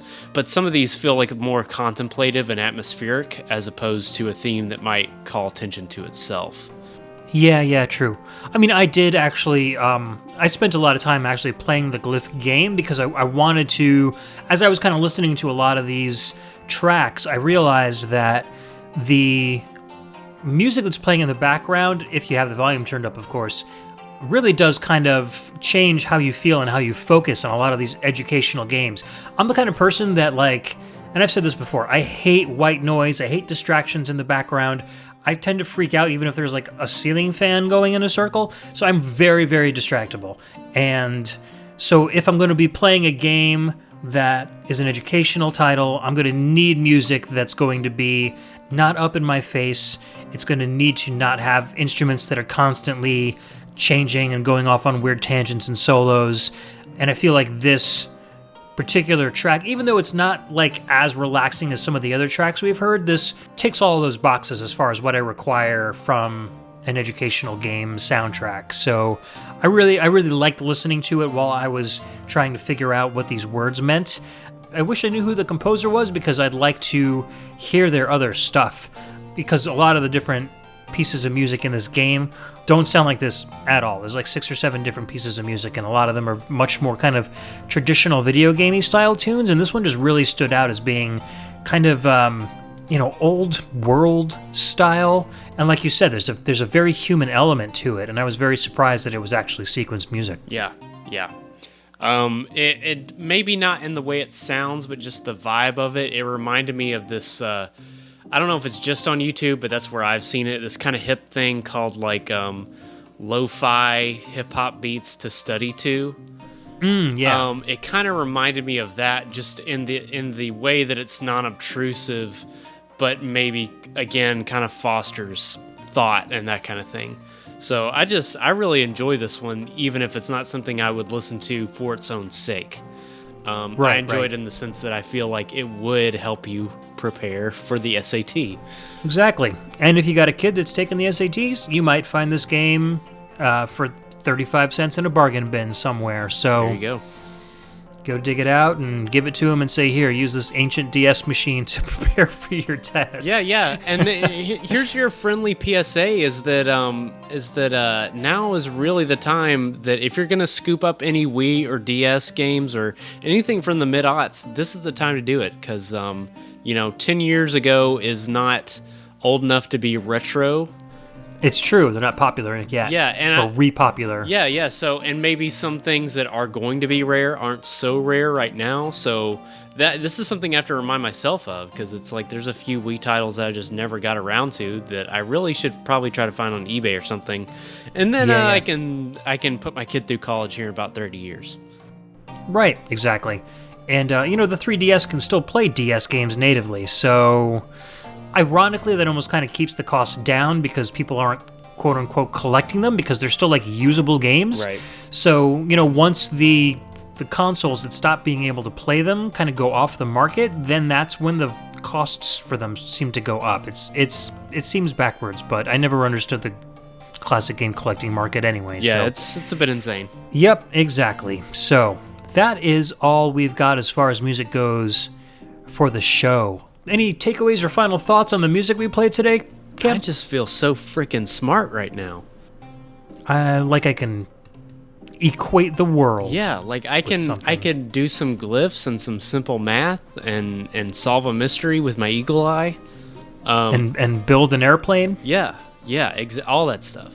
And I can race a time machine. Yes, but it's missing, so it's a bit of a problem. But yes, I mean, really, it's something. What I wanted to kind of talk about in this episode a little bit, and something that I mentioned before we started recording was just the trend of edutainment. And I know we did play some of the stuff that you played was a little more recent, but it just seems to have been such a big deal in the early to mid 90s that just kind of faded away. And maybe that's just because I'm not the target age anymore. And I know, like you said, some of those things are online or they're mobile games or whatever.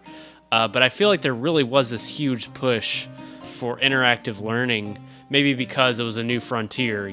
They were getting to the point with technology where, interactive media was such a big deal, and it kind of, I feel like, peaked in the 90s in terms of people being excited about it, about the new, possibilities and everything. And then we got distracted with the internet. But yeah, man, it's kind of crazy to think about the sort of fad that was going on and that seems to have died out, at least to me. And all these great companies, Sierra Online and The Learning Company and MECC, putting out a lot of good stuff, or at least stuff that seemed good to me when I was 8.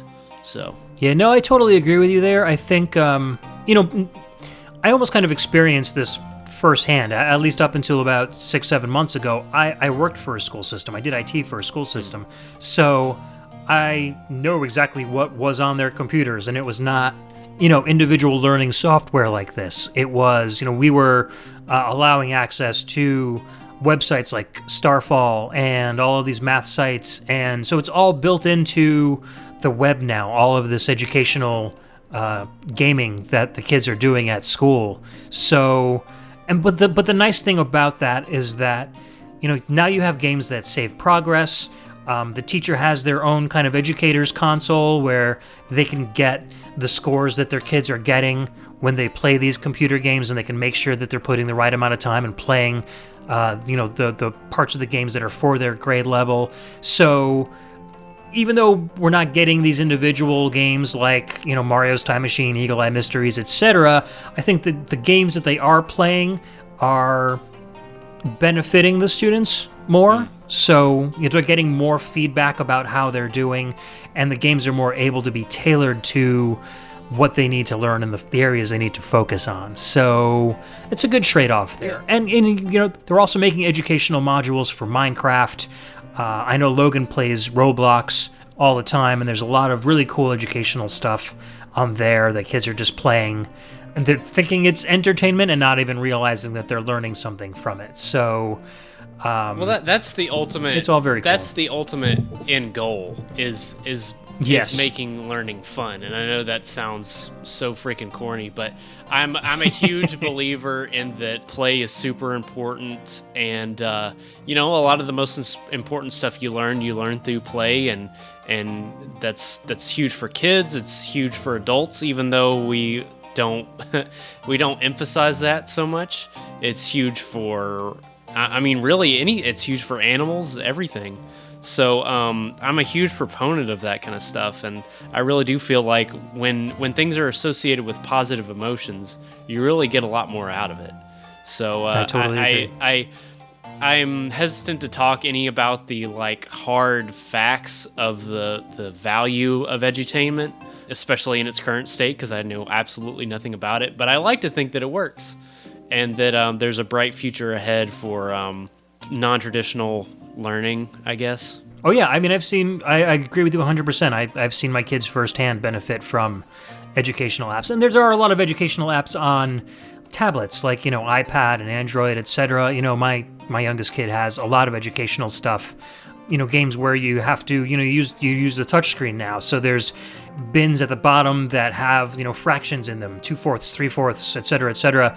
And, you need to slice up diamonds at the top of the screen or chunks of ice or something at the top of the screen into the correct number of fractions to have them slide into the buckets to let this elephant cross the screen, so, and Logan's doing it like, this is awesome. I get to, make this elephant, I get to help this elephant character out. But, he's not realizing that he's doing math stuff that he's not going to learn in school for another 2 years, and he's already mastering the concept. So I've seen it in action. Edutainment games work if they're done correctly, and, they don't need to be super big and super complicated like Uncharted or like a AAA title in order to be effective at what they do. So they definitely have their place in the modern world, just like they had their place when we were growing up. Yeah. So that pretty much wraps up the show, Cam. Thank you so much for hanging out with me. This was a really cool topic. I was, when you first suggested it, I was like, oh man, I hope we're going to have enough stuff to talk about on the show. But I feel like, the more we got into it, the more we realized there is a lot to talk about here. And, serious stuff, but it's also a lot of fun stuff, too. So just to wrap up the show, I want you to plug, the Mad Gear and any other stuff that you're doing on the web. I'm going to add some links into the show notes, of course, so people can go follow them as well. But where can we find you? What are you up to? What will you be up to in the future? The easiest way is madgearband.com. That's our really trashy, ugly, but wonderful website. That kind of describes the Mad Gear, too, yeah, though. In a way. Trashy and ugly, but wonderful? Yeah, so even that's kind of a throwback. It's done in kind of the style of like late 90s GeoCities site, so it's wonderful and obnoxious. But yeah, from there you can find our YouTube page, which is probably the thing where we update the most. Like I was saying, we try to get something out about once a month. It kind of varies just depending on what we're able to do. But then beyond that, madgear.bandcamp.com is where you can find all our music for free. We've got some cool stuff on the horizon. It's still very much like in the larval stages, so I don't want to say a whole lot about it because it's always kind of like this could fall through at any moment. But we're working on some neat stuff, and we're always working on trying to get some more live shows and all that kind of thing. So yeah, and you can find us on Facebook and Twitter and Instagram pretty easily as well. So there's that. Excellent. Here's hoping you get some gigs farther up north so I can come down south a little bit and meet you halfway, because it would be awesome to hang out with you in person and actually rock through a live Mad Gear show. I'd love to do that sometime. Oh yeah, man. Don't think that I didn't consider the, Retro World Expo? Retro World Expo, yeah. I did take a look at it. I couldn't make it work, or we as a band couldn't make it work, but it was considered. So we're always thinking about stuff like that for sure. Cool. Well, that's a yearly show, so, consider it for 2019. Maybe it's in the cards. There you go. Because that's only like an hour from me, so I will definitely be there. Awesome. And you'll probably meet the guys from Rhythm and Pixels, too, so it'll be a fun time. Yeah, definitely. All right, so I want to thank Indira J. for the art and Trevin Hughes, otherwise known as Dread, for the podcast theme song. You can find us on iTunes. You can also find us on Facebook at facebook.com/groups/The VG Embassy. I'm at Twitter at The VG Embassy and on Instagram at VG Embassy. Anywhere you go, if you would love to leave feedback on the show, we would very much appreciate it. Especially iTunes, if you can leave us a rating. The more ratings we get, the more visibility we get for people that are searching for shows like mine. And then on Facebook, you can find the post where the show's located and leave a comment. What was your favorite part? Some other tracks that you would have liked to have seen on the show. Maybe you've got some great edutainment titles with some music that you'd like to share with us. You can also find us on Discord. Now, if you go to our website, vgembassy.com, you'll see at the top of the screen a new Discord link, and you can click on that for a permanent invite to our Discord channel, and very, very active there. I was surprised. I wasn't thinking it was going to be such an active server, but we've got a great chat going on almost every day. People are hanging out and sharing their thoughts on music and stuff. I know people like the Dyad hang out there every once in a while. Cam, you stop by every once in a while for a quick weekly drop by, so that's always cool to see you in there. Exactly. And you can look forward to more episodes soon with more guests and more incredible music. And you can check out our Patreon site at patreon.com/thevgembassy. I'd love to give a huge thanks to our Patreon patrons at the Taurus level, Mr. Chris Murray, Mr. Cameron Chiles, I don't know who that is. Never heard of him. Never heard of him before. Our brand new Patreon member, Shoryu Kenny, who you might remember from the VGM Jukebox. At the VG Emissary tier, Scott McElhone, Chris Myers, Donovan Orofino, and Ben the Dyad Dishman. The audio attaché members, Cameron Worma and Carlos. We're going to be hearing from Cameron Worma very soon on a show of his own, I believe. It's going to be coming up within the next couple episodes. And our VG Ambassador tier, Alex the Messenger. All right, Cam, again, thank you so much for hanging out. Thanks for having me. Maybe next time we'll go back to some tough tunes, or we'll get back on the Mad Gear gang and see what else we can come up with in that kind of a series. So I'm all about it. Excellent. We'd love to have you back as soon as possible. All right, guys, once again, this is Ed from the VG Embassy. Thank you for listening, and we will see you next time. Bye.